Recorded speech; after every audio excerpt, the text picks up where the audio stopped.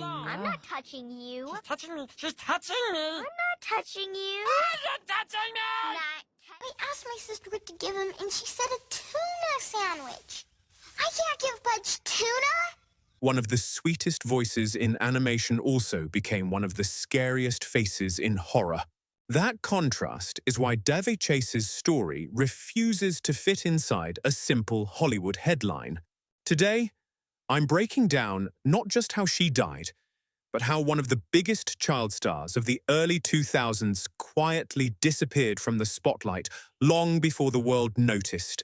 If you enjoy videos that go beyond the headlines and give you the full story, hit the like button so YouTube keeps recommending these deep dives every time I upload. When I started researching Daveigh Chase's life, I realized something surprising. Most people remember either Lilo or Samara. Very few people know the difficult years that came after the fame. And in my opinion, that's the real story. For millions of people, Daveigh Chase wasn't just another actress. She was part of childhood. At the exact same time, she was also responsible for some of childhood's biggest nightmares. Few actors have ever managed to become famous for two completely opposite characters in the same year. That kind of range is incredibly rare, especially for someone who was still a child herself. The news of her death shocked fans around the world. Daveigh Chase died on June 16, 2026, at just 35 years old. According to her boyfriend, Roy Hernandez, she had been fighting meningitis and a serious blood infection that developed into sepsis. As her condition worsened, multiple organs began shutting down.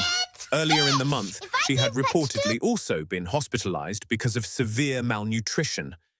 When I read those medical details, one thing stood out immediately. Sepsis is often called a silent killer because what begins as an infection can suddenly become life-threatening if the body's immune response spirals out of control. It reminds us how quickly health can change, even for someone who once looked unstoppable on movie screens.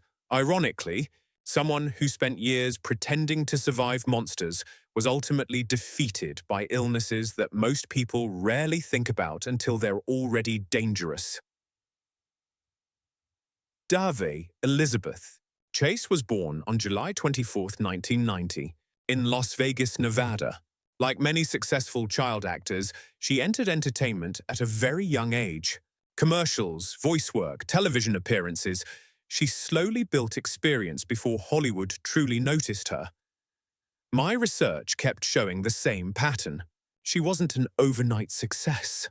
She earned one opportunity after another until the industry realized she could handle emotionally demanding performances that many adults struggled with. One of her first major breakthroughs came in 2001 when she became the English voice of Chihiro in Hayao, Miyazaki's masterpiece Spirited Away. That film would go on to win the Academy Award for Best Animated Feature, introducing countless American audiences to Japanese animation. I think this role often gets overlooked because people immediately jump to Lilo or Samara. But voicing the lead character in one of animation's greatest films is an achievement that deserves far more recognition than it usually receives. Then came 2002 in what may be one of Hollywood's most unusual career moments. Daveigh Chase simultaneously became Disney's lovable Lilo Pelikai and horror cinema's unforgettable Samara Morgan.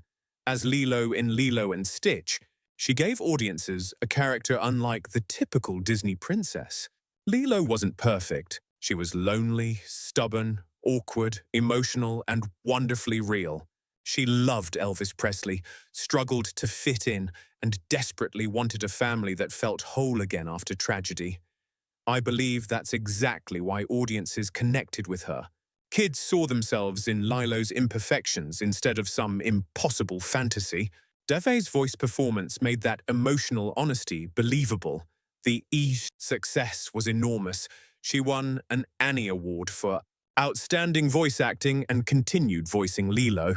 throughout several direct-to-video sequels and Lilo and Stitch, the series.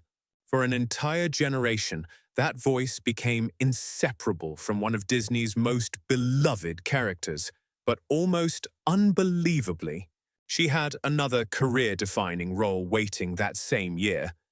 In The Ring, she portrayed Samara Morgan, the terrifying little girl whose cursed videotape haunted audiences worldwide. With soaked black hair covering her face and her unforgettable crawl out of the television, Samara became one of horror's most recognizable villains. What's fascinating to me is the emotional switch Daveigh had to make. During the day, she could be recording the voice of one of Disney's most lovable children. Then she could step onto another set and become the nightmare that left millions, afraid to answer the phone after 7 days. That performance earned her the MTV Movie Award for Best Villain in 2003. She defeated major Hollywood names, including Willem Dafoe and Daniel Day-Lewis. For a child actress to outperform veteran actors in such a competitive category says everything about how unforgettable her performance really was. Around that same period, she also appeared in Donnie Darko as Samantha Darko, the younger sister of Jake Gyllenhaal's character. Years later, she returned to that universe by starring in S. Darko, where Samantha became the central character. Again, what impressed me while researching her career was the variety. She wasn't trapped inside one genre: animation, psychological horror, cult science fiction, family entertainment. She kept moving between completely different worlds. As she entered adulthood, Daveigh shifted more toward television. One of her strongest performances came on HBO's Big Love, where she played Rhonda Vollmer across multiple seasons. Rhonda was manipulative, unpredictable, and emotionally complex. Watching clips from that series, it's clear Daveigh wasn't relying on childhood fame anymore. She was trying to establish herself as a serious adult actress capable of difficult dramatic roles. Unfortunately, Hollywood doesn't always make that transition easy. Many child actors discovered that the industry, which celebrates them at 12 years old, suddenly doesn't know what to do with them at 22. Daveigh's acting work became less frequent. After the early 2010s, her final film appearances came in 2016 with Jack Goes Home: An American Romance. After that, she largely disappeared from Hollywood and public life. Whenever I see careers like this, I think people often assume someone simply quit acting. But real life is usually much more complicated. Opportunities change, priorities change, mental health changes, family situations change. Fame itself can become exhausting. According to statements shared by her boyfriend following her death, Daveigh experienced a painful childhood and eventually became estranged from much of her family. He also described years of bullying and periods where she struggled to find safety and stability while living in downtown Los Angeles. If those accounts are accurate, they paint a very different picture from the smiling Disney image many fans remembered. Success on screen doesn't automatically create peace off screen. That may be one of Hollywood's oldest lessons, yet every generation seems surprised when another former child star reveals the hidden cost behind early fame.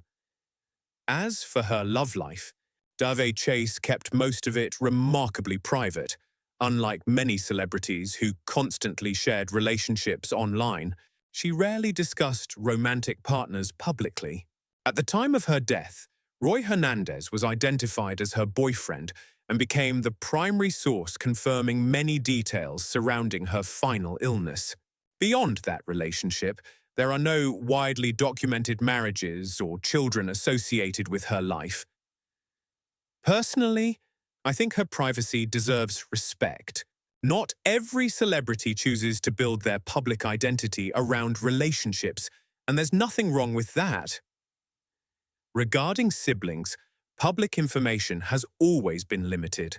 Daveigh generally kept her family life away from interviews, and after reports of estrangement surfaced, even fewer details became publicly available.